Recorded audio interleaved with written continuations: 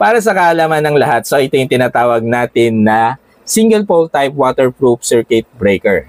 So karaniwan itong ginagamit sa mga sasakyan kasi yung working voltage niya is naglalaro lang between 12 to 24 volts. No? So kung yung off-grid mo is nando ka lang sa 12 volts and 24 volts battery system, pwede ka rin gumamit ng ganitong type ng circuit breaker.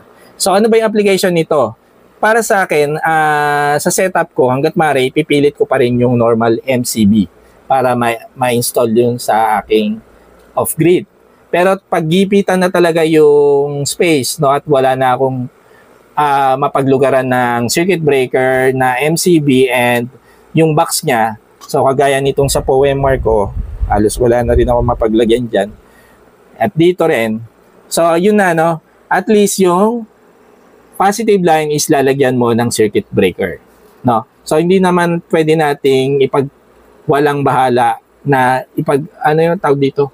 Hindi natin pwedeng ipagpaliban na maglagay ng circuit breaker, no, dahil wala tayong space. Hindi excuse 'yon. So at least yung positive line, lagyan natin circuit breaker.